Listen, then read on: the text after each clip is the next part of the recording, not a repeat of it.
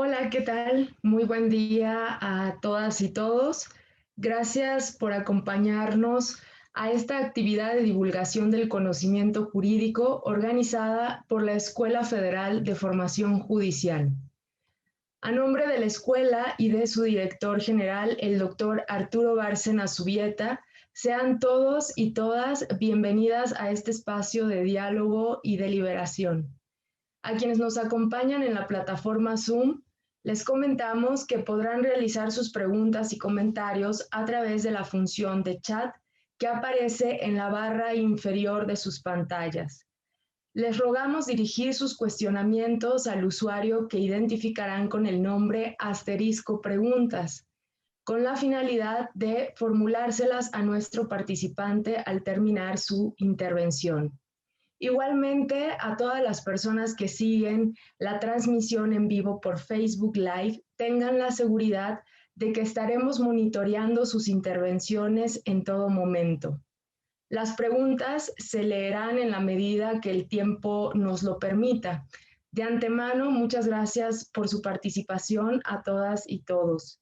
Sin más, permítanme presentar a nuestro invitado y que yo agregaría a nuestro invitado de lujo a esta Escuela Federal de Formación Judicial, que el día de hoy pues nos acompaña el doctor Alfredo Reyes Kraft. Él es socio fundador del despacho Lexing It Legal Advisory, así como de la empresa Reyes Kraft Solís Abogados SC. Es experto en temas de firma electrónica, contratación electrónica, así como factura electrónica. Es doctor en Derecho con mención cum laude por la Universidad Panamericana. Tiene estudios en alta dirección en el IPADE. Asimismo, cuenta con una especialidad en contratos y daños por la Universidad de Salamanca, así como múltiples especialidades en la Universidad Panamericana. Es autor y coautor de muchos libros relacionados con las TIC. Actualmente en esta escuela judicial participa como coordinador y docente en el curso de temas selectos de Derecho Digital. Doctor, muchas gracias por acompañarnos. Tiene el uso de la voz hasta por 40 minutos. Muchísimas gracias, Dulce. Encantado de estar con ustedes, orgullosísimo de participar en este evento. Y pues la idea es que este evento sea una plática sobre tecnología y derecho. Tengo una presentación, me voy a permitir compartir la pantalla con ustedes y pues vamos a ver qué tal. ¿Me podrían ayudar nada más a verificar si pueden ver la presentación en pantalla completa? Sí, ¿Ya la doctor, tienen por ahí? Perfecto. sí la vemos. Qué bueno, qué bueno. Pues miren, vamos a hablar de nuevas tecnologías y derecho. Uh, Estamos inmersos en una nueva era del poder judicial. Hoy en México la justicia digital es una realidad. La pandemia que nos azota fue un gran detonador en el uso de herramientas digitales y pues como prueba está la FIREL en línea. Tendremos que platicar un poquito más adelante de ello. Un compromiso de la administración actual es la expansión y mejora de los servicios de justicia mediante las nuevas tecnologías. Y es precisamente lo que nos atañe el día de hoy. Entonces, ¿qué es lo que ha pasado en el tiempo? La tecnología va cambiando. Antes escribíamos cartas, normalmente los negocios los hacíamos en persona y por escrito y guardábamos información o documentos en un escritorio, en un archivero, en un librero. Ahora enviamos mensajes por redes sociales, los negocios se hacen en línea utilizando nuestra propia información personal, almacenamos información en la nube y pues cada vez hacemos más uso de medios tecnológicos para llevar a cabo operaciones cotidianas, ¿no? Entonces, la verdad es que ¿cuándo fue la última vez que escribimos una carta tradicional en papel, hasta perfumada? La verdad es que pues ya no, ya todo es en el momento, con el teléfono celular, a través de un mensaje de texto, día a día. Y cada vez hay más usuarios de Internet en el mundo. Estamos hablando que pues de una población de 7.830 millones de personas, el 66% tiene teléfono celular, uh, y el 59% utiliza Internet, así como el 53.6% utiliza redes sociales. El número de usuarios de Internet en el mundo pues ha alcanzado una friolera de 5.220 millones de personas, ¿no? O sea, el 66%, bueno, el 59.5% de la población.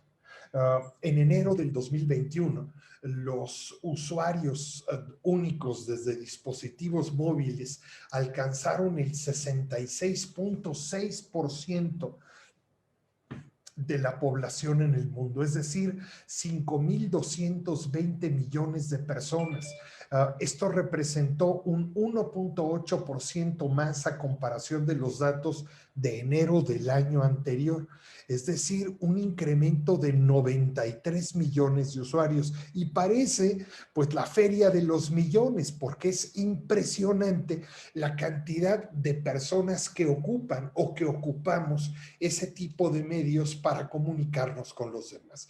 ¿Se imaginan un día sin Internet? ¿Se imaginan un día sin esta gran posibilidad de comunicación? Es impresionante. Ahora, ¿qué hay en Internet? Vamos a tratar de explorar el contenido de Internet, el Internet que conocemos, donde está Google, Facebook, LinkedIn, Instagram, Yahoo,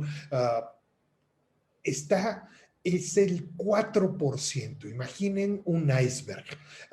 La parte indizada de Internet, y a la cual tenemos acceso, fíjense nada más, es el 4%.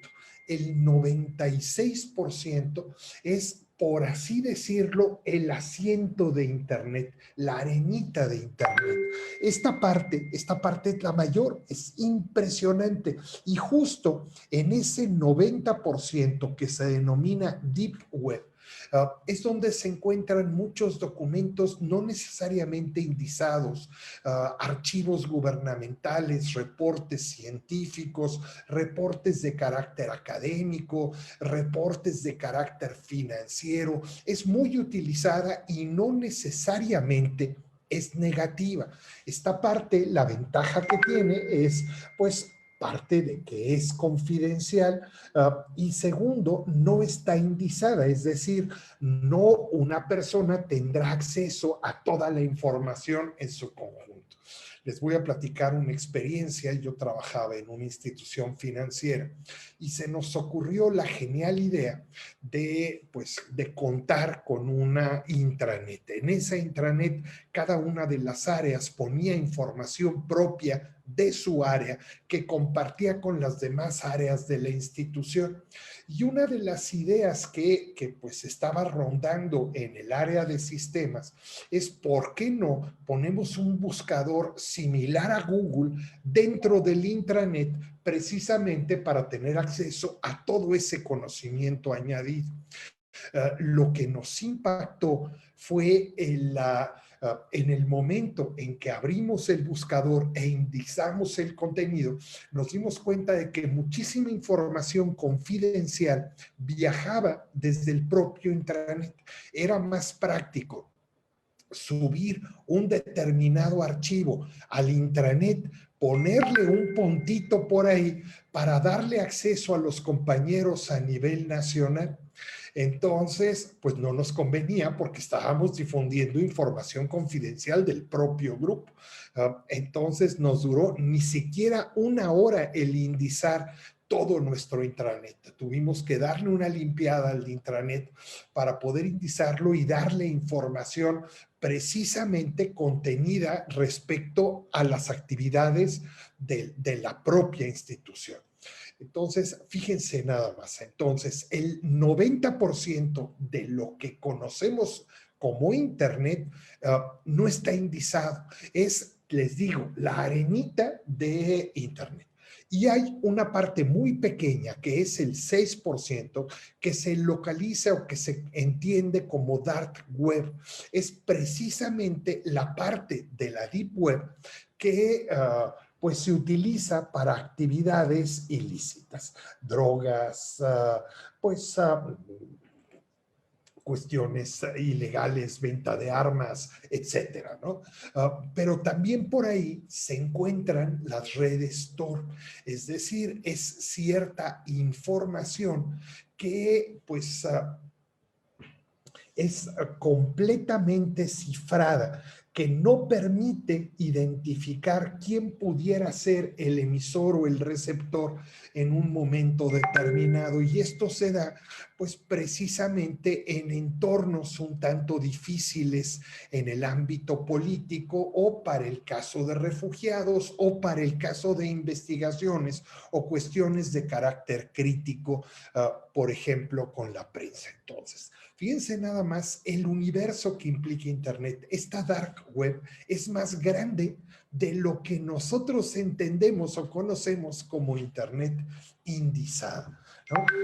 Entonces, fíjense nada más el volumen grande. Ahora sí, ya teniendo una idea clara de la dimensión que implica todo esto, podemos entender que la sociedad es en donde nacemos, en la que estamos inmersos de manera cotidiana. La sociedad virtual es intangible, depende de la real, pero posee sus propias características. La sociedad tiene límites locales, fronteras geográficas y políticas, pero la virtual traspasa esas demarcaciones y fluye en ámbitos transfrontera, y su referente es global.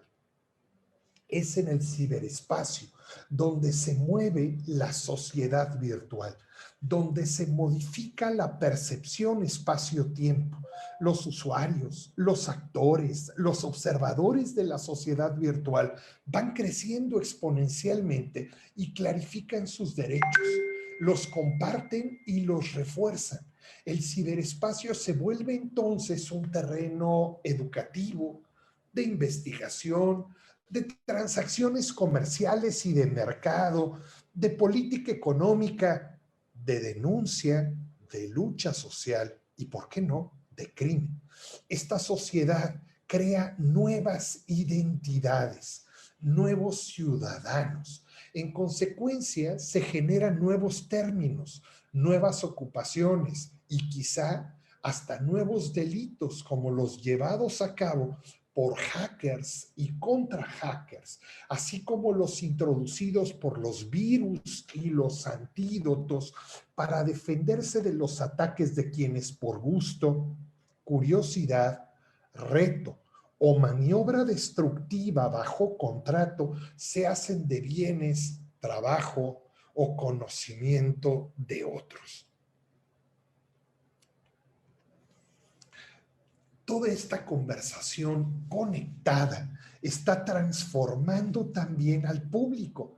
Como Narciso, también nosotros nos dejamos seducir por nuestra propia imagen en línea y la tentación de tener cada vez más lazos sociales. Es posible que en estos tiempos de máxima conectividad existan menos conexiones reales que antes. McLuhan, que de hecho es un muy prestigioso teórico de medios de comunicación, pronosticó esta posibilidad hace más de 40 años, cuando afirmó que la extensión conduce a la amputación. Con los teléfonos móviles y los dispositivos sociales, estamos conectados a pantallas y de forma virtual con amigos en los 5 continentes, pero tal vez a costa de una conexión auténtica con el mundo. Pudiéramos llegar a un llamado, y eso lo dicen los psicólogos, estado de soledad compartida. Es decir, estos medios tecnológicos nos acercan con los lejanos, pero nos alejan de los cercanos. Y prueba de ello es ir a un restaurante en fin de semana, en donde vemos a toda la familia, cada quien inmerso en su dispositivo. En el pasado podíamos desconectarnos de los medios, apagando el dispositivo, saliendo del sistema. Ahora eso constituye la excepción a la regla y para muchos motivo de conflictos. Ante la sugerencia de que se desconecte, un joven de hoy nos dirá: desconectarse. ¿Qué es eso? ¿Por qué me castigas? ¿Me estás condenando a muerte civil? ¿Qué voy a hacer en la escuela? ¿En qué voy a jugar en el recreo? ¿No? Casi siempre estamos conectados a un dispositivo con acceso a Internet, bien sea un teléfono inteligente, un monitor de ejercicio, un iPod, un reloj, una tableta, un videojuego o una pantalla.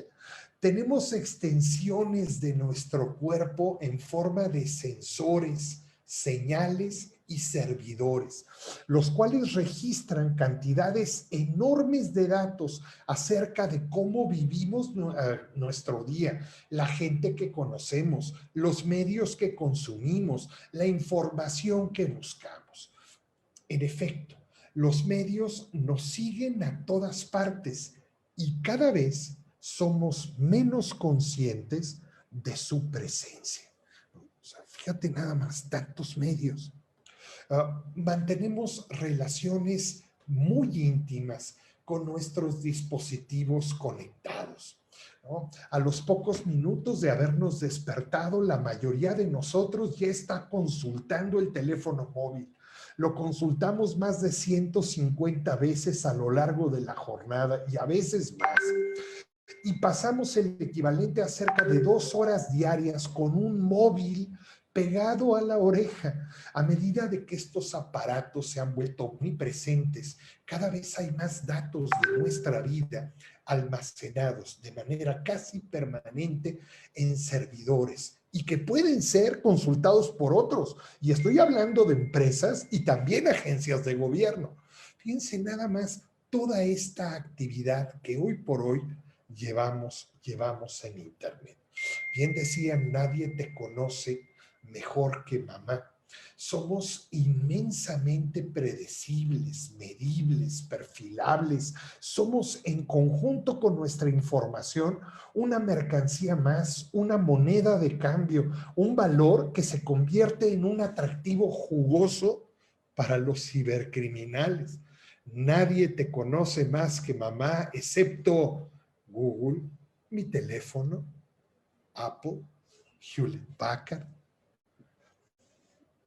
Nos estamos deshumanizando para virtualizarnos.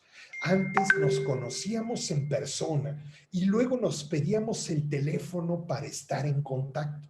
Ahora somos un usuario de Twitter, un alias, un perfil de Facebook, Instagram o una posible cita en Tinder. Y después somos personas. Es decir, aparezco en Google, luego existo. La idea de que todo puede medirse, cuantificarse y almacenarse representa un cambio fundamental para la condición humana. Durante miles de años hemos vivido según la idea de que somos responsables ante un Dios omnipotente que todo lo ve y que nos vigila por nuestro propio bien para garantizar nuestra salvación. Por esa, entre otras muchas razones, resulta tan efectiva la religión. Ahora, en cambio, en tan solo unos pocos miles de años, hemos reproducido esa red omnipotente que todo lo ve aquí en la Tierra, impulsados por motivos menos elevados, pero quizá aún más efectivos, bueno, comercialmente hablando. También estamos inmersos en una era de una invención mediática sin precedentes.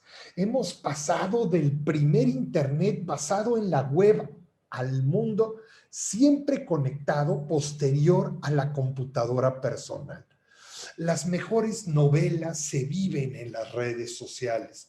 Es decir, en este momento la mayor parte de la actividad en Internet pasa por las redes sociales, que se han convertido en las plataformas de preferencia para todo tipo de fines, no solo para relacionarse y charlar con amigos, sino también para marketing, comercio electrónico, enseñanza, trabajo, creatividad cultural, medios de comunicación y ocio, aplicaciones médicas, activismo sociopolítico.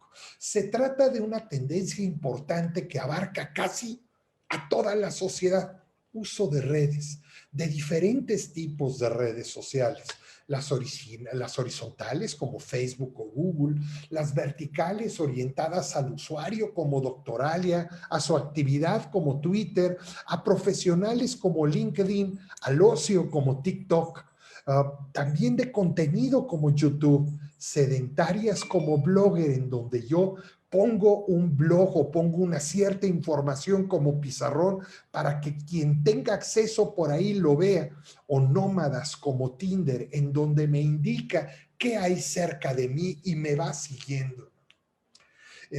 El origen de las redes sociales en línea se remonta al menos a 1995, cuando Randy Conrads crea un sitio web que se llamaba classmates.com.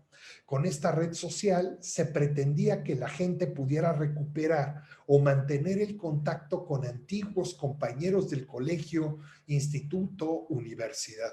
Este mismo esquema lo tomó posteriormente Facebook y funcionó muy bien. En las redes sociales cada quien puede construir su vida, su personaje y lo que consideran su mundo virtual. Pero no se trata de una sociedad virtual, no. Existe una estrecha conexión entre las redes virtuales y las redes vivas. En un mundo híbrido, estamos hablando de un mundo real. No es un mundo virtual ni un mundo aparte. Todo lo que yo hago, incluso en el medio virtual, tiene consecuencias reales. Es por ello que muchos de los ciberdelitos, aun y cuando se cometen en un entorno inmaterial, generan consecuencias reales y materiales que puede incluso llegar al extremo de perturbar la seguridad nacional y desestabilizar a un país o a una economía completa en su conjunto. Hoy, desde la comodidad de nuestro hogar, podemos estar llevando a cabo toda clase de actividades antes inimaginables, ¿eh? Fíjate nada más, trabajar, tomar clases, ir de tiendas, comprar la despensa, entablar una relación, diseñar nuestra pizza, hacer transacciones bancarias, manejar nuestras finanzas, conocer el mundo, viajar, visitar un museo. Y es que la larga cola de Google no solo ha puesto todo a nuestra disposición, sino que al eliminar la mediación de los canales de distribución tradicionales, ha concentrado el poder en las manos de los nuevos gigantes mediáticos. Y estoy hablando de Apple, de Amazon, de Google, de Facebook. Microsoft sigue luchando para hacerse un huequito en el negocio. Por ahí va.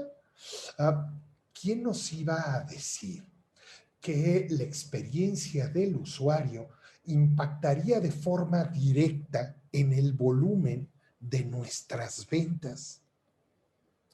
Ah, Antes, Internet era un reflejo de la humanidad. Ahora, por el contrario, pareciera ser que la humanidad es un reflejo de Internet.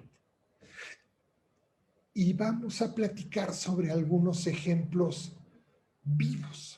Big Data. ¿Han oído hablar del famoso Big Data? Hoy día hacemos uso de pues, Big Data, que lo que se refiere básicamente es al aprovechamiento de grandes conjuntos de datos que permiten el cruce de información, identificar hábitos, creación de perfiles, predecir tendencias mediante el uso de matemáticas aplicadas.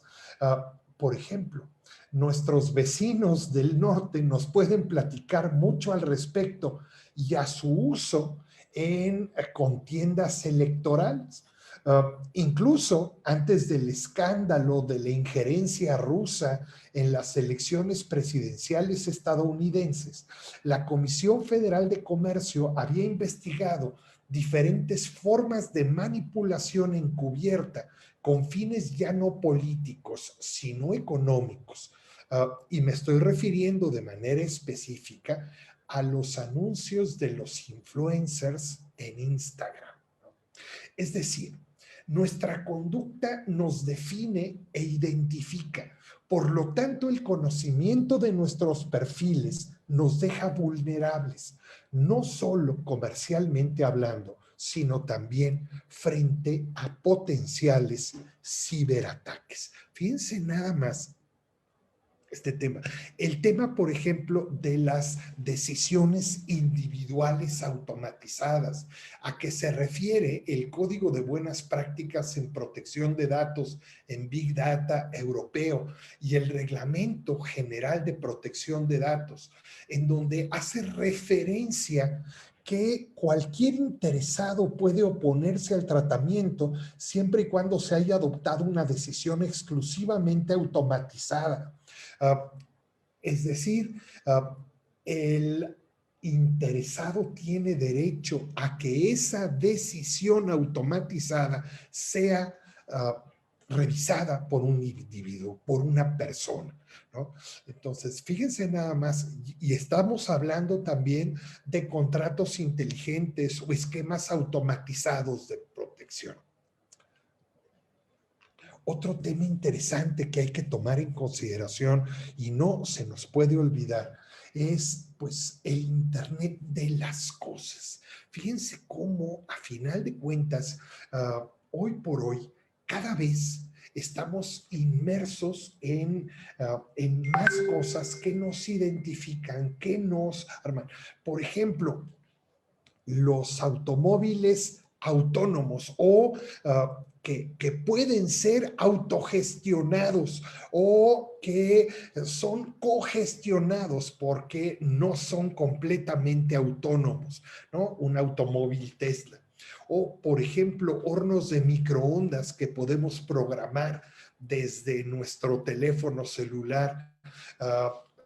Muchísimas cosas, es decir, este Internet de las cosas, tener la posibilidad de que a través de dispositivos conectados podamos conocer algo de la información. Hay pues un ingeniero, un científico noruego que dice que si algo tiene el calificativo de inteligente, es inseguro. Fíjate nada más, y cuando lo oí por primera vez, me chocó esa frase, dije, caray, ¿cómo que cuando algo tiene el calificativo de smart o inteligente, por ese solo hecho es inseguro? Sí, porque normalmente los proveedores de artículos, por ejemplo, refrigeradores, televisiones, relojes inteligentes, teléfonos inteligentes? Pues la verdad están más preocupados en la funcionalidad del teléfono que precisamente en garantizar esquemas de seguridad respecto del acceso al propio bien. Y aquí el problema es ese, porque ha habido muchísimos ataques informáticos que tienen como base el control remoto del aire acondicionado o la propia televisión, que para poder conectarse a la red de internet tiene que conectarse a través del router y es un medio de acceso a los demás equipos que están conectados a la propia red. Fíjense nada más qué cosas. Estamos felices con Alexa, estamos felices con YouTube, estamos felices con Facebook, pero nos damos cuenta de que a veces pues conocen un poquito más de nosotros, ¿no? Otra cuestión interesante es la parte de cómputo en la nube. Fíjense, de hecho, hay una serie de, bueno, no solamente el 52 del reglamento de la Ley Federal de Protección de Datos Personales, que hace referencia específica al cómputo en la nube o a la contratación de servicios de cómputo en la nube, sino ya existen estándares de la ISO, en particular la ISO IEC 27018, que se tradujo al español y es una norma mexicana ahora estándar, que es la 127018, respecto a técnicas de seguridad y código de prácticas para la protección de datos para proveedores de servicios en nubes públicas. Todas estas normas son certificables y brindan un marco de protección muy importante. Entonces, fíjate nada más, el uso de, pues, de la cómputo en la nube, siguiendo precisamente estos lineamientos y estos esquemas de seguridad, blinda ante potenciales ciberataques. Y aparte, bueno, te garantiza pues esquemas de ciberseguridad importante. Muchos utilizan la nube o utilizan nubes privadas, o muchos utilizan nubes pero no incorporan mecanismos de protección. Inteligencia artificial, por ejemplo. Mira, la Universidad de Stanford cada año lleva un índice de inteligencia artificial. México no aparece este año en ese índice. Y miren, el problema es esto, es decir, estamos viviendo ya un modelo de web semántica y de tratamiento estadístico, que a final de cuentas son focos a la inteligencia artificial. Y eso, la verdad es que tiene un valor agregado, por ejemplo, esquemas de telemedicina, dar significado a la propia web, otros caminos como simulación basadas en agentes. Hay muchísimas cosas. Se puede de alguna forma recrear o simular las consecuencias de un potencial terremoto, un tsunami, un desastre natural, y ver qué es lo que debemos de concebir o conseguir precisamente para, pues de alguna forma, atacarlo o disminuir las potenciales consecuencias. Es decir, no necesariamente los fabricantes de dispositivos tienen presente la seguridad.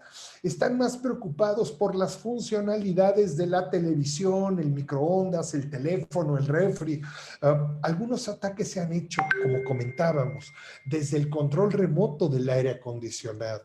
Entonces, es tan importante cuidar en mucho la privacidad, y no solamente por diseño, sino también por defecto. Es decir, desde el diseño de los aplicativos de inteligencia artificial en el propio programa, sistema, plataforma o cualquier otra tecnología que implique un tratamiento de datos, el responsable deberá aplicar medidas que posibiliten el cumplimiento efectivo de las obligaciones que deriven de la propia normativa que resulte aplicable en materia de protección de datos. o cuando desarrollemos inteligencia artificial, considerar la posibilidad de lograr los mismos objetivos, pero de una manera menos invasiva con los titulares, es decir, minimizando la recolección de datos.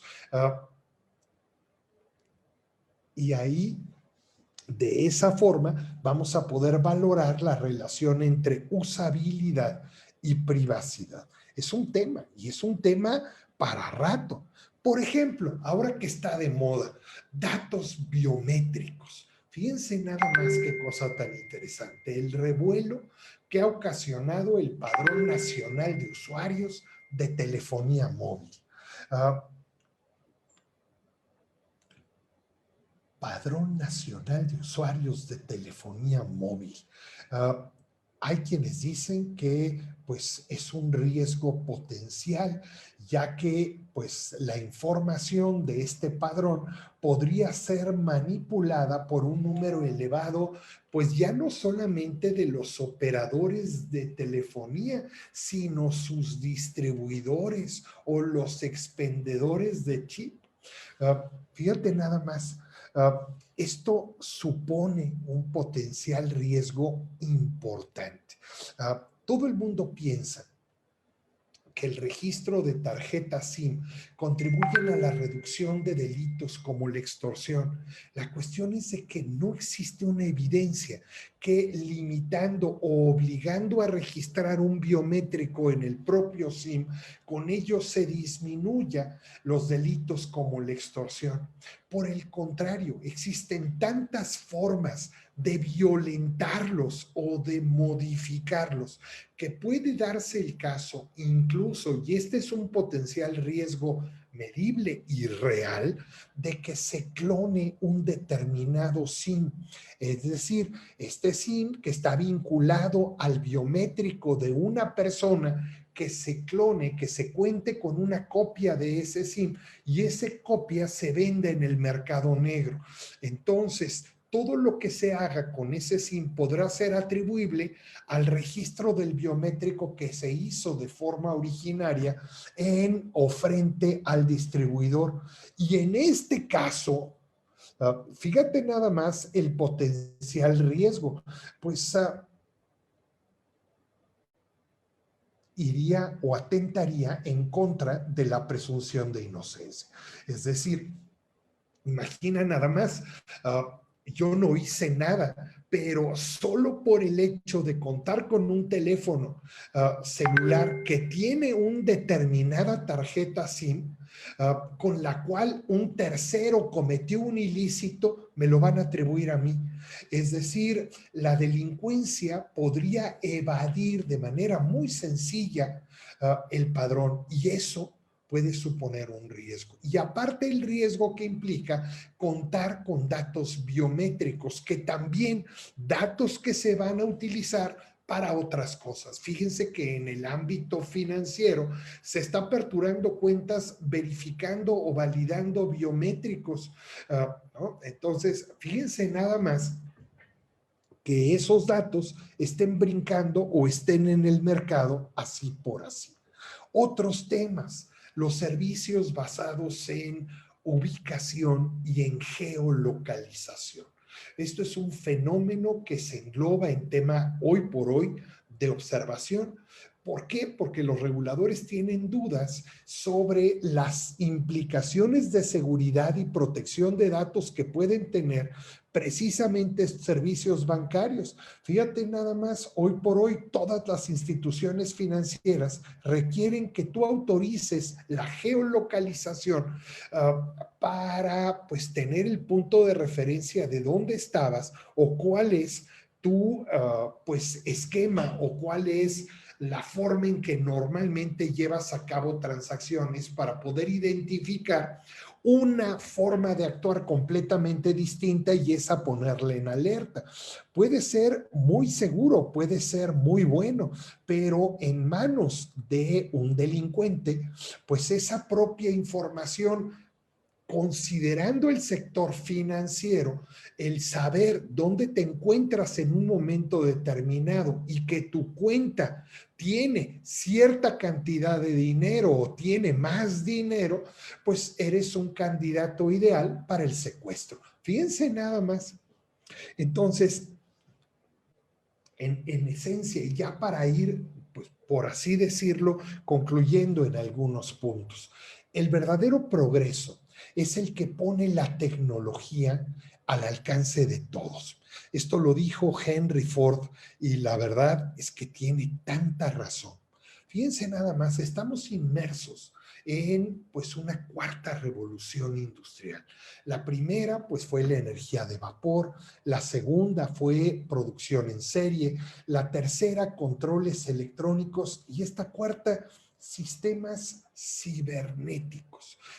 ¿No? O sea, ya estamos operando y de alguna forma existe la posibilidad de contratar o de contactar o de referenciar incluso modelos de inteligencia artificial. Pero en el ámbito mercantil se está poniendo muy de moda un modelo, no sé si ustedes han oído hablar de él, que se llama Sharing Economy, es economía compartida. Esta economía compartida es un concepto que hoy por hoy está de moda. Miren, normalmente parte de una relación entre iguales. También por ello se le denomina economía peer-to-peer. Es decir, en lugar de incorporar terceros, las mismas partes de una relación, pues se van interactuando y pues de alguna forma eliminan intermediarios para llevar a cabo una determinada relación jurídica. Hay tres tipos de economía compartida. Mira, una de comunidad o de carácter plenamente social. Otra de plataforma, de medio sobre el cual voy a realizar una determinada actividad, como es el caso de blockchain o la cadena de bloques, que otro día nos tenemos que sentar a platicar de cadena de bloques, que es la maravilla. Y en tercer lugar, de empresa, como algunas empresas que conocemos, y estoy hablando de Uber, de Airbnb, etcétera. Este tipo de economía compartida, tiene ciertos principios en su modelo de gestión. El primero es: el conocimiento no es un valor hasta que se usa. La segunda, la gestión es horizontal, es decir, voy a tratar de eliminar en lo posible intermediarios. Tercero, el beneficio es compartido. Cada una de las partes en la relación tiene un beneficio operativo. Y el cuarto, el costo no es el único factor determinante. Vamos a comentarlo. Mira, un caso típico, Uber. Uh, Tú tienes un automóvil, tú sabes manejar, puedes tener un automóvil, saber manejar y estar dispuesto a dedicarle tiempo, o puedes poner un automóvil a disposición y que un tercero lo maneje. Eres un socio, por así decirlo, dueño de un automóvil y eres un socio conductor. Fíjate, el dueño del automóvil recibe un ingreso, el socio conductor también recibe otro ingreso y la plataforma, esa plataforma tiene un ingreso adicional que ya hasta la quieren grabar con impuestos. Pero fíjate nada más cómo surgió, ¿se acuerdan cómo surgió? Hablando de seguridad. Era Uber Black, llevan unos carrazos, Mercedes, Audis, de lo mejor, vamos, en ese sentido. Y la gente los ocupaba por bluff o la gente los ocupaba por seguridad. Decía, oye, pues yo no voy a dejar que mis hijos vayan en la noche a una reunión en un taxi que tomen de la calle, mejor yo identifico quién es el conductor y los lleva, ¿no? O sea, determinadas cuestiones que a final de cuentas generaron un valor, aun y cuando el costo fuera mayor. Y esto ha generado una revolución, de verdad una revolución en el ámbito económico. Es decir, en relación a espacios, a transporte, a servicios, a comida o bienes, pues muchísimas empresas han uberizado su propia economía y eso ha dado un valor agregado enorme. Ahora, ¿en qué consiste esta uberización de diferentes proveedores, diferentes productos, diferentes esquemas de negocio? Pues ha ocasionado algún elemento interesante. Mira, tenemos productores y tenemos también, déjenme apagar esto para que no, ahora sí, tenemos productores y consumidores. Estos productores y consumidores mantienen una interrelación a través de un proveedor de plataforma que opera a través de teléfonos móviles. Esta plataforma crea valor a través de interacciones entre los propios productores y consumidores con una infraestructura abierta y participativa que establece condiciones de uso y gobernanza. Bueno, pues la gran ventaja de todo esto es que disminuye costos de transacción y fomenta esa interacción entre actores, información, valoraciones, bases de datos, cambios de roles. Entonces, ¿qué genera? Genera una derrama económica entre el propio consumidor y el productor. Siempre y cuando, porque siempre lo hace, deja una parte importante en el contexto o hacia el modelo de la plataforma. ¿Qué aprendemos de este modelo? Mire, cuando más actores o activos, actores fijos existen, mayor es el valor total de la plataforma. Es decir, el ecosistema de usuarios es la nueva fuente de ventaja competitiva.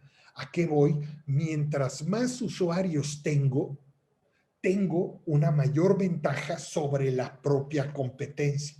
Segundo, estoy migrando de procesos internos a socios externos. Es decir, antes toda la operación o todo el manejo lo centralizaba de manera directa. Ahora, ¿qué estamos haciendo? Abrimos nuestras APIs, interfaces de programación, o abrimos esquemas de desarrollo para poder asociarnos con proveedores o con socios que hagan parte de la propia gestión. Otro, nuevos servicios colaborando con la competencia. Mira, esto es muy común. Los bancos, por ejemplo. Los bancos, pues se dieron cuenta que no tenía caso estar compitiendo en algo que pues es operativo, es algo completa y simple operativo, como es la conciliación bancaria. Bueno, pues, ¿qué hicieron? En lugar de cada banco crear una área de conciliación o de compensación o una cámara de compensación interna, se reunieron entre ellos y todos los bancos crearon una empresa que se dedica a la compensación y esta le presta servicios a todos. En ellos se dividen los gastos, disminuye su gasto y le prestan servicios y no compiten por eso. Otro ejemplo, Walmart y algunos tiendas de autoservicio. Walmart es muy grande a nivel mundial, grandísimo, y tiene una capacidad de compra bestial, de verdad bestial. Es impresionante. Eso le permite generar compras y conseguir descuentos muy importantes por volumen de compra. ¿Qué fue lo que hicieron las demás tiendas de autoservicio? Se unieron entre sí y crearon una compradora global que comprándole para todas las tiendas, y estoy hablando de la Comer, Soriana, Chedraui, se reúnen todas y hacen compras consolidadas y se las distribuyen durante el año. De esta manera, tienen un nivel de compra similar al de Walmart y pueden competir con ellos. Fíjate nada más lo importante, colaborando con la competencia. Co-petition, ¿no? Tercero, agentes externos que crean para nuestros clientes. Aprovechar Google Maps. Si ya lo tienen, si ya existe, ¿para qué yo desarrollo algo similar? Vamos a conectarnos, ¿no? O, por ejemplo, lo que están haciendo muchas instituciones de hacer concursos y decir, vamos a hacer un hackathon para ver qué podemos obtener o cómo podemos hacer tal situación. Fíjense cómo poco a poco está abriendo la economía y está generando un nuevo modelo. Y por último, algoritmos y datos que incrementan el valor. Entonces, podríamos decir, oye, Netflix mató a Blockbuster, Uber mató a los taxis, Airbnb mató a los hoteles. No, estableció un nuevo modelo de gestión, abriendo posibilidades adicionales de mercado que han generado un incremento o una base mucho más importante en el ámbito económico. Y así llegamos también a cuestiones relacionadas como blockchain, que en otro día nos vamos a sentar a platicar porque eso merece de verdad una plática completita. Entonces, fíjate nada más, tenemos que hacer una distinción entre lo manual y lo digital. Entonces, el caso de Uber. ¿Qué pasaba en el caso de Uber? Teníamos al taxi tradicional, que hablabas, tenías que hablar a la central de taxis, la central de taxis tendría que ver a ver si llegaba un carro que pues quisiera ir contigo. Normalmente era telefónico, a veces pues la llamada estaba congestionada, era lento y no había una disponibilidad alta porque dependías de los automóviles que se concentraran en una terminal. ¿Qué pasó? Incorporó una aplicación móvil con servicio inmediato, con pago seguro, con información en línea y aparte garantizando seguridad, pues se lo llevó el mercado. ¿Qué pasa con los expedientes? ¿Qué requiero para mantener un expediente? Espacio físico, pero ¿cuál es mi riesgo? Pérdida de documentos, lentitud al buscar, compleja administración, fotocopias para poder compartir un documento, ratas, bichos, agua, hace daño, ¿no? ¿Qué pasa utilizando un modelo tecnológico? Aquí va. Cero espacio físico, información centralizada, consultas ágiles, acceso geográfico, eliminación de pérdidas, evitar traspapeleo, etcétera. Cuentas por pagar, falta visibilidad del proceso, lentitud de aclaraciones, un proceso automático en cuentas por pagar, etcétera, ¿no? Lo mismo con contratos, lo mismo con modelos de firma. Fíjense que el medio tecnológico nos brinda modelos que permiten expandir el mercado, generar sustitutos de mercado, compartir servicios o establecer modelos innovadores que nos permiten, pues de alguna forma, crecer, desarrollarnos y cada vez ir mejor. Entonces, compartir, redistribuir, expandir, integrarse, ¿no? Integrarnos entre nosotros. La integración de la tecnología en el derecho plantea otros retos aún más profundos, todos ellos derivados de las implicaciones que el conjunto de avances acelerados en el ámbito de la genómica, la robótica, la inteligencia artificial y la nanotecnología están teniendo en la sociedad. Cada vez se habla con más frecuencia de las posibilidades que la tecnología brinda para el llamado mejoramiento humano, por lo que la tecnología puede integrarse en la corporalidad de los individuos para compensar determinadas discapacidades o incrementar las capacidades naturales.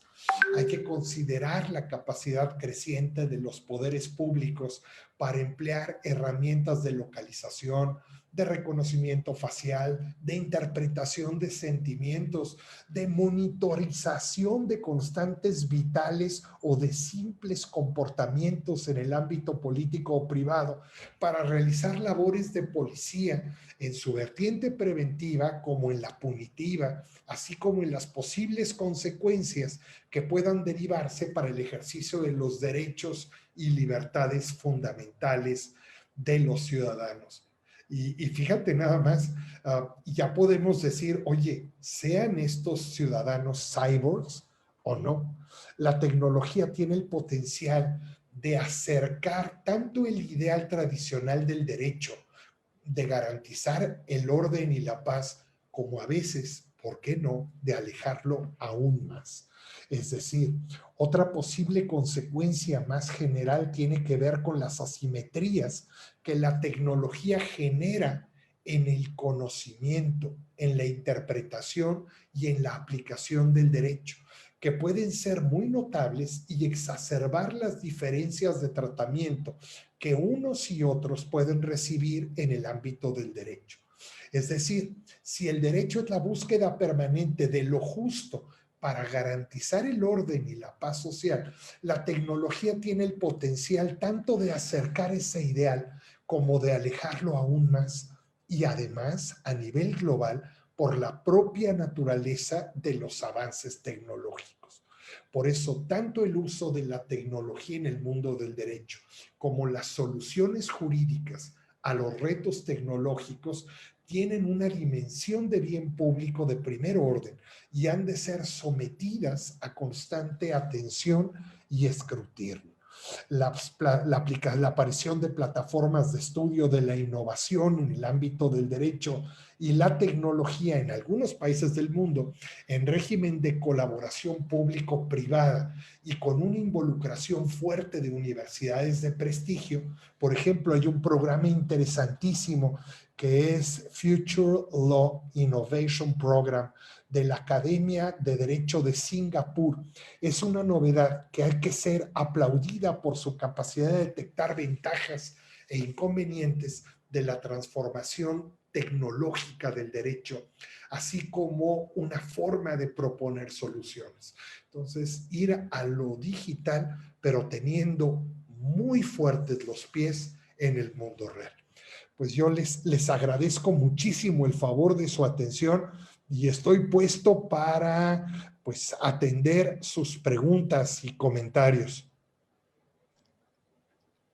Muchas gracias, doctor, por su relevante intervención en esta primera etapa. Y bueno, creo que este tema sobre las nuevas tecnologías y derecho, pues se enmarca además perfectamente en este contexto que estamos viviendo a nivel mundial y que es la pandemia COVID-19, perdón, y que inició en el 2020, el año pasado, y que ello pues nos ha puesto en un contexto donde le hemos dado mayor importancia y relevancia pues al tema de la tecnología, de Internet también, sobre todo relacionado con el tema de la capacitación, por ejemplo, en las escuelas judiciales. Entonces, pues bueno, creo que abona perfectamente toda esta exposición a esta realidad que estamos viviendo. Y bueno, doctor, si le parece bien, hemos recogido algunas preguntas que han realizado y si le parece bien, iniciamos con un primer bloque de preguntas. Y son las siguientes. ¿Cómo impactará el tema de la inteligencia artificial en el derecho? ¿Sustituirá la labor de las personas abogadas? Específicamente, ¿qué derechos humanos podrían estar en juego con la falta de protección de los datos biométricos? Y la última de este primer bloque, doctor, sería ¿Considera suficiente el grado de regulación en nuestro país respecto de delitos informáticos? Oye, muy buenas preguntas todas. La verdad es que se nota que saben qué carambas. Ah, miren, son preguntas muy de fondo. Y todas las preguntas tienen cola, vamos, tienen para rato, pero uh, hay cuestiones interesantes. Fíjense nada más. Yo siento que nada puede sustituir la labor de la persona humana, pero estoy convencido de que si algo lo puede hacer una máquina, resulta indigno para el hombre hacerlo. Entonces, yo siento que es un apoyo enorme para la propia actividad, pero que en ningún momento sustituye la función ya sea del juzgador o del abogado, ¿no? Y que no lo debiera hacer porque a final de cuentas somos personas, ¿no? Segundo, la falta de protección de datos biométricos es muy importante qué derechos humanos se pueden vulnerar en el caso de datos biométricos, pues precisamente los datos personales, es decir, es un derecho humano de tercera generación y a final de cuentas el hecho de que esos datos, esa información relacionada a mi ser, vamos, a mi identificación, a mi autenticación, pudiera estar en manos de un tercero, supone un riesgo y aparte va en contra de un principio muy importante de la legislación en materia de protección de datos personales, que es el principio de minimización. Es decir, yo voy a ocupar los menos datos posibles para lograr el objetivo, ¿no? Ahora, el grado de regulación en delitos informáticos. Mira, aquí hay una cuestión interesante. Yo siento que sería muy injusto y sería muy ilógico decir no contamos con regulación en materia de delitos informáticos, porque contamos con regulación y también debemos de tener conciencia que el fraude no deja de ser fraude porque se lleve a cabo utilizando medios tecnológicos. Es decir, acuérdate que la definición de delito uh, a final de cuentas, pues influye en la actividad humana, es decir, ese actuar, conducta humana, ¿no? Entonces, esa conducta se puede llevar a cabo utilizando un medio tecnológico, ¿no? Entonces, no esperemos que en el Código Penal existan definiciones de delitos que hoy por hoy están de moda, que suponen un concurso de otros delitos, el phishing, por ejemplo, ¿no? O cuestiones particulares. Debemos de tener y ser muy objetivos en la tipificación y en la manera en que los vamos a vincular. Entonces, ahora, creo que sí es necesario, por así decirlo, incorporarnos, por ejemplo, que el convenio sobre el convenio de Budapest en relación a cibercriminalidad. Yo creo que es muy importante el hecho de incorporarnos. Yo siento que claro que debemos en un concierto internacional atacar y combatir de una manera organizada al crimen organizado. La verdad es que si no tomamos esquemas de operación organizado, la verdad es que nunca vamos a atacar de fondo al crimen organizado. Entonces, debemos de organizarnos, debemos de establecer barreras dentro del concierto internacional y eso nos va a dar una fortaleza enorme. Entonces, sí, claro que hay que hacer ajustes, claro que hay que actualizar, pero también es muy importante abrir los ojos y abrirnos al concierto internacional. Muchas gracias, doctor, por sus atentas respuestas. Viene ahora un segundo bloque de preguntas que también hemos ido tomando y preguntan, como abogado, ¿qué desafíos tendremos para presentar las pruebas en un juicio a través de medios digitales? Por ejemplo, texting, sexting, ciberbullying, usurpación de personalidad en esos casos, ¿no? La siguiente pregunta es, en el caso de los emprendedores que ofrecen servicios de tecnología, esto es con o sin contratos de servicio, ¿qué aspectos jurídicos se deben tomar en cuenta para no incurrir en actos que puedan generar demandas? Y finalmente, doctor, ¿cuál es la relación de las nuevas tecnologías y el derecho? ¿Y cómo se logrará que las nuevas tecnologías mejoren la aplicación del derecho, sobre todo si hay regiones en nuestro país que no tienen acceso a Internet?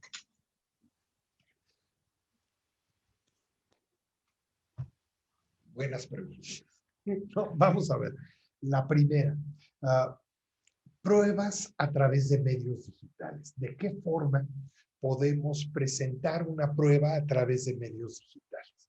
Uh, ya nos hemos dado cuenta que existe forma, de acuerdo en la propia ley, en el ámbito mercantil, todos lo conocemos, el Código Federal de Procedimientos Civiles y nuestro Código de Comercio, establece reglas específicas de valoración por parte del juzgador para la presentación de pruebas en materia electrónica.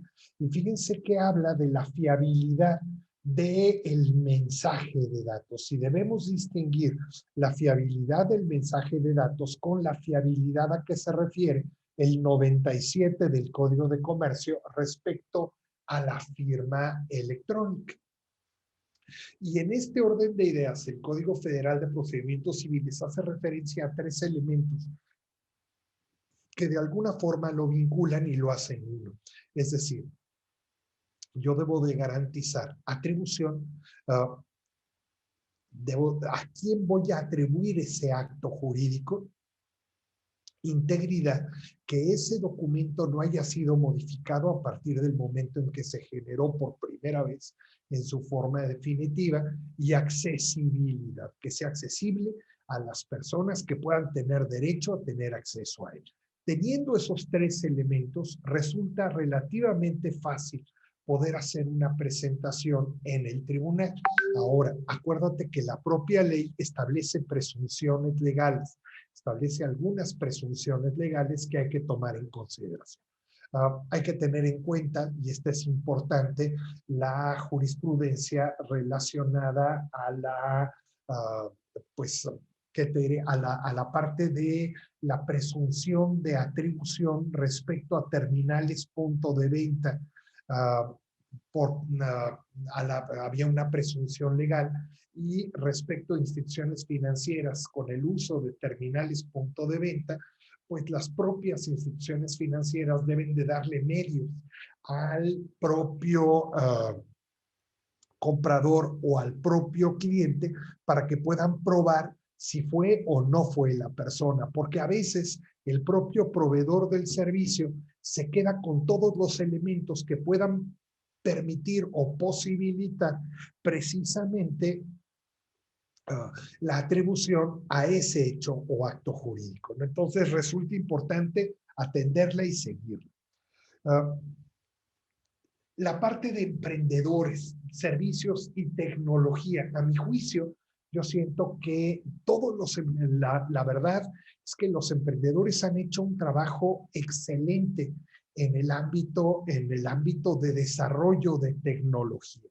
Ahora, esa tecnología debemos adecuarla y enmarcarla en el cumplimiento de lo establecido en nuestra propia legislación.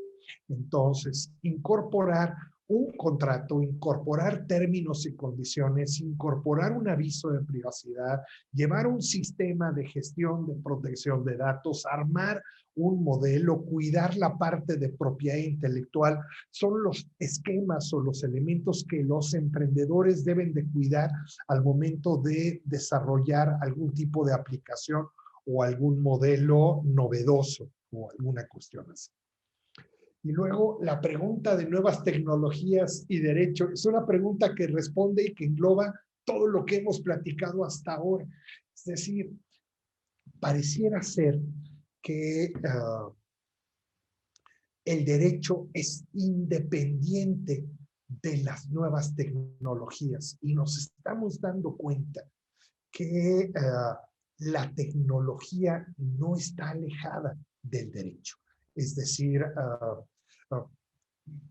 miren, a mí me reprobaron en matemáticas en la preparatoria y me dio muchísimo coraje y hasta con pena lo digo, me costó mucho trabajo que me reprobaron en el ordinario, en el extraordinario, y lo tuve que pasar a título de suficiencia matemáticas. Y lo pasé gracias a la bendita regla de tres. Bueno, pues yo cuando me preguntaron qué quieres estudiar, lo primero que dije es algo que no tenga que ver con matemáticas. Porque no me gusta, no soy bueno en matemáticas y estudié Derecho y estoy orgullosísimo de estudiar Derecho. Pero ¿sabes qué? Me especializo precisamente en firma electrónica, que es una disciplina de las matemáticas. Estamos hablando de criptografía. ¿Y sabes qué es lo que está pasando? Me gusta. Es decir, las matemáticas, a final de cuentas, es lógica. ¿Qué fue lo que pasó? Probablemente yo no tuve un buen maestro de matemáticas y no le encontré razón de ser a las matemáticas y por ello me cerré hacia la parte de matemáticas. Ahora que ya entiendo o le veo una cuestión objetiva o algo que puede ser de utilidad, me empieza a gustar. Lo mismo pasa con la tecnología y el derecho. Yo siento que la tecnología puede ser una herramienta importantísima para el juzgador y para la actividad de carácter procesal. De verdad es importante y podemos utilizarlo. Es una herramienta. Nunca, nunca va a sustituir al juzgador, a mi juicio. Muchas gracias, doctor. Y finalmente, si le parece, hacemos unas últimas dos preguntas para ir cerrando ya esta excelente presentación que nos ha realizado el día de hoy. La pregunta es, ¿qué opina sobre la regulación actual del amparo electrónico? Y la siguiente es, ¿cuál es su opinión respecto de la viabilidad para la implementación de un software de apoyo con inteligencia artificial, como Prometea en Argentina, esto en los órganos jurisdiccionales de nuestro país, considerando ello la similitud de los sistemas jurídicos y las grandes cargas de trabajo de los mismos? Como hemos comentado, mira, la parte del amparo electrónico yo creo que es muy importante, yo creo que va muy bien y que ha funcionado de manera muy interesante. A final de cuentas, pues el uso de la firma electrónica avanzada, de la e-firma del SAT y de la FIREL ha abierto en mucho las posibilidades para poder operar y aprovechar también, pues, que Tere, todo lo que vivimos con este esquema, con la pandemia, pues de alguna manera ayudó a seguir atendiendo asuntos de una manera electrónica y de alguna forma haciéndolo bien. Entonces, creo que es importante el amparo electrónico, creo que puede funcionar y que está funcionando y que para allá vamos, es decir, tarde o temprano vamos a seguir utilizando estas herramientas y tenemos que aprender a manejarlas bien. Lo que hizo la FIREL, por ejemplo, en relación al esquema de poder obtener la FIREL y generar tu FIREL de forma 100% digital, es decir, sin tener necesidad de acudir en presencia física, es una innovación interesante y permite pues precisamente la creación de esquemas. Hemos tenido algunos problemas para poder lograr eso o hacerlo más ágil, pero ha funcionado muy bien y la FIREL ha sido todo un punto de referencia y ha funcionado muy bien. Una cuestión importante en relación con el tema es cómo la FIREL se logró posicionar en el ámbito judicial. Fíjense que se fundamentó en un acuerdo.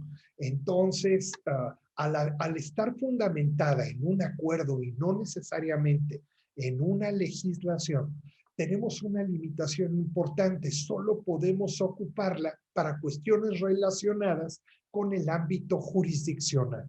Si quisiéramos abrirlo, tendríamos que abrir el modelo de regulación y de alguna forma poder nombrar a la corte o a juzgados o alguna cuestión así como un prestador de servicios de certificación. Entonces, ha funcionado muy bien. Tiene un esquema restringido de utilización porque solamente puede utilizarse en el contexto jurisdiccional, pero funciona muy bien. Y la verdad, el modelo tecnológico que ocuparon para la generación y el modelo de la FIREL es buenísimo, ¿no? Después, la viabilidad de un software de apoyo similar al de Argentina, yo lo veo muy viable. Tenemos legislación en cierto sentido similar. Y fíjense, ese software no sustituye la labor del juez, sino lo que hace es apoya al juez en la toma de decisiones. En México, desde hace años, el Instituto de Investigaciones Jurídicas ha estado trabajando en Monterrey para un proyecto de juzgados virtuales y buscando automatizar para de alguna forma agilizar los procesos en la materia. Y ha habido grandes avances tecnológicos. Hay muchas cosas que se pueden hacer y muchas cosas que nos ayudarán sin generar una presión. Miren, cuando yo trabajaba hace muchos años en una clínica oftalmológica, era el jurídico de la clínica oftalmológica, se nos ocurrió comprar un equipo muy sofisticado.